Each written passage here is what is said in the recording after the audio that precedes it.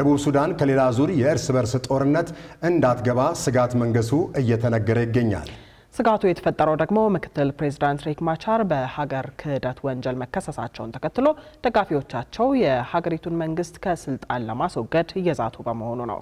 በደቡብ ሱዳን የተፈራው ግጭት ከተቀሰቀሰ በምስራቅ አፍሪካ በግጭት እየታመሱ ያሉ ሀገራትን ቁጥር ከመጨመሩን ባሻገር ቀጠናውን ወደ ሌላ ቀውስ ውስጥ እንዳይከተው አስግቷል።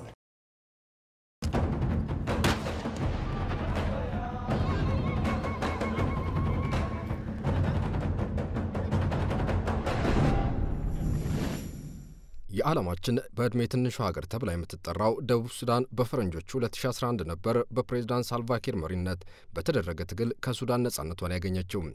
ከሱዳን ከተገነጠለች በኋላም ብዙም ሳይቆይ ነበር ወደ ደም አፋሳሽ ጦርነት ውስጥ የገባችው። በነዳጅና በሌሎች የተፈጥሮ ሀብቶች የበለጸገችው ሀገሪቱ የመሪዎቿ የስልጣን ሽሚያ በወለዳቸው ግጭቶች ምክንያት የዓለማችን ድሃዋ ሀገር ተብላ እንድትጠራ ምክንያት ሆኗል። ከሱዳን ከተገነጠለች ከ2 ዓመታት በኋላ በደቡብ ሱዳን የተቀሰቀሰው የእርስ በርስ ጦርነት የ400 ሺህ ሰዎችን ሕይወት ሲቀጥፍ 2.5 ሚሊዮን የሚሆኑት ደግሞ እንዲሰደዱ ምክንያት ሆኖ ነበር።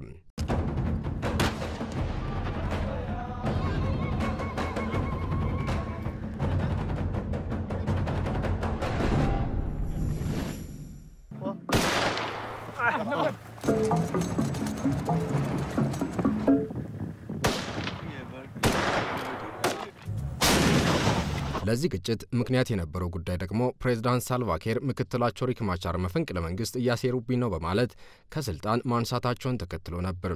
በዚህም ምክንያት የዲንካ ብሔር ወታደሮች ፕሬዝዳንት ሳልቫኪርን በመደገፍ እንዲሁም የኑዌር ብሔር ወታደሮች ደግሞ ምክትል ፕሬዝዳንቱን ሪክ ማቻርን በመደገፍ የእርስ በርስ ጦርነት አድርገዋል።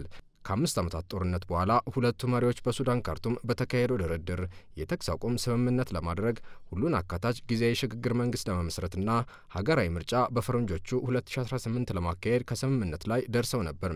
ታዲያ ይህ ስምምነት ከመሬት ሳይወርድ በደቡብ ሱዳን ምርጫም ሳይካሄድ 7 ዓመታት እንደዋዛ ነጉደዋል። በእነዚህ 7 ዓመታት ውስጥ ታዲያ በሳልቫኪርና ሪክ ማቻር መካከል ያለው ግንኙነት ዳግም መሻከር በደቡብ ሱዳን ዳግም የእርስ በርስ ግጭት ይቀሰቀሳል በሚል ደቡብ ሱዳናውያን በስጋት እንደሚኖሩ ነው የሚነገረው። በእርስ በርስ ግጭቱ ወቅት የማቻር ደጋፊዎች ናቸው የሚባሉት የዋይት አርሚ ሚሊሻዎችና በመንግስት ወታደሮች መካከል በተደጋጋሚ ግጭት መከሰቱ ደግሞ ለአሁኑ ስጋት መስፈን ምክንያት ነው ተብሏል። ከ2 ወራት በፊት የተመድ ሄሊኮፕተር ወታደሮችን ሲያንቀሳቀስ በደረሰበት ጥቃት የሀገሪቱ ከፍተኛ ጄኔራሎችን ጨምሮ በርካታ ወታደሮች መሞታቸው በዚህ ላይ ታክሎበት በደቡብ ሱዳን ያለውን ስጋት ያባባሰ ነበር። ከዚህ አደጋ በኋላ ነበር ፕሬዝዳንት ሳልቫኪር ምክትላቸውን ማቻርንና አብረዋቸው ያሉ አመራሮችን አመጽ በማስነሳት ከሷቸው የቁም እስረኛ ያደረጓቸው። ሳልቫኪር ከማቻር ጋር ያላቸውን ልዩነት ከማጥበብ ይልቅ ማባባስ መምረጣቸው የሚነገር ሲሆን ከሰሞኑ ደግሞ ያሳለፉት ውሳኔ በደቡብ ሱዳን ሌላ ስጋትን አንግሷል። ስጋቱ የተፈጠረው ምክትል ፕሬዝዳንት ሪክ ማቻር በሀገር ክህደት ወንጀል መከሰሳቸውን ተከትሎ ደጋፊዎቻቸው የሀገሪቱን መንግስት ከስልጣን ለማስወገድ በመዛታቸው ነው። ማቻር ከሀገር ክህደት ወንጀል በተጨማሪ በሰብአዊነት ላይ ወንጀል ፈጽሟል የሚል ከባድ ክስ የቀረበባቸው ሲሆን ደጋፊዎቻቸው ግን ክሱን ለፖለቲካ ጫና የተወጠነ የፈጠራ ክስ ነው ሲሉ አጣጥለውታል። ክሱም በፈረንጆቹ 2018 የተፈጠረውን የስልጣን ክፍፍል የሰላም ስምምነት የሚያፈርስ ነው ማለታቸው ተሰምቷል። ደቡብ ሱዳን እንዲህ የጦርነት አፋፍ ላይ የቆመችው የሀገሪቱ መሪዎች በቢሊዮን ዶላሮች የነዳጅ ገቢን ወደ ካዝናቸው ሲያስገቡ፣ ህዝቡ ግን ለረሃብና ድህነት መጋለጡን በመጥቀስ የመንግስታቱ ድርጅት እየከሰሰ ባለበት ወቅት ነው። መጀመሪያ እንድትሰሙት ወደ አዘጋጀነው የሀገር ቤት ዜናችን ስናልፍ ወደ ተባበሩት አረብ ኤሚሬቶች ያቀናው የሀገራዊ ምክክር ኮሚሽነሮች ልዑክ በሀገሪቱ ከሚገኙ የዲያስፖራ አደረጃጀቶች ጋር መወያየቱን አስታውቋል።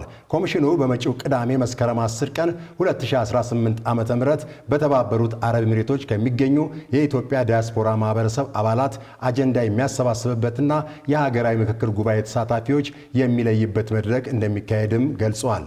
መድረኩ ሀገራዊ ፋይዳቸው የላቀ አጀንዳዎች የሚሰበሰቡበትና የተሳካ እንዲሆን በአካባቢው የሚገኙ የዲያስፖራ አደረጃጀቶች ኮሚሽኑን እንዲያግዙ የኮሚሽኑ ዋና ኮሚሽነር መስፍን አሪያ ጥሪ ማቅረባቸውን ከኮሚሽኑ ያገኘነው መረጃ ያመለክታል።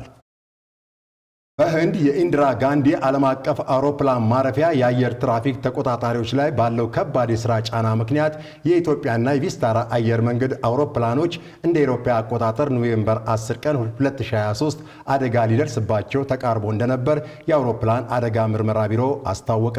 በወቅቱ የኢትዮጵያ አየር መንገድ ቦይንግ 787 አውሮፕላን ሊነሳ ሲዘጋጅ ከጎኑ የቪስታራ አየር መንገድ አውሮፕላን ለማረፍ እየተቃረበ የነበረ ሲሆን በከፍተኛ ንፋስ ምክንያት የቪስታራ አውሮፕላን የማረፍ ሙከራውን ሲያቋርጥ ከኢትዮጵያ አየር መንገድ አውሮፕላን ጋር ሊጋጭ ተቃርቦ እንደነበር ተገልጿል።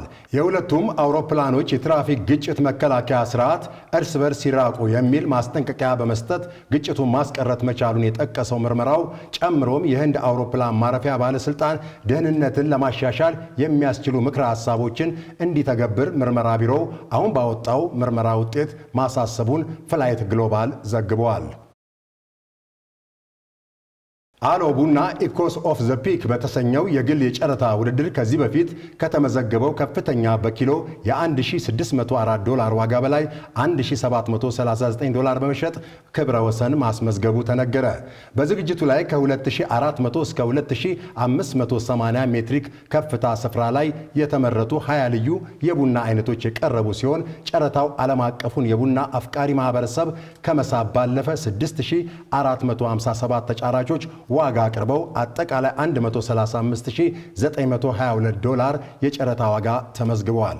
ውጤቱ ለኢትዮጵያ ቡና ምርት አዲስ ታሪክ ከማስመዝገብ ባለፈ ኢትዮጵያ በዓለም አቀፍ ደረጃ የልዩ ቡና መሪነቷን ማጠናከር የቻለችበት እንዲሆንም ጨረታውን የመሩት የአሎ ቡና ስራ አስፈጻሚ ታምሩ ታደሰ መናገራቸውን የጠቀሰው የኮፊ ግሎባል ሪፖርት ይህ ውጤት በከፍታ ቦታ ለተመረተ የኢትዮጵያ ቡና ዓለም አቀፍ ዕውቅናን ያስገኘ መሆኑን መግለጻቸውን ጠቅሷል።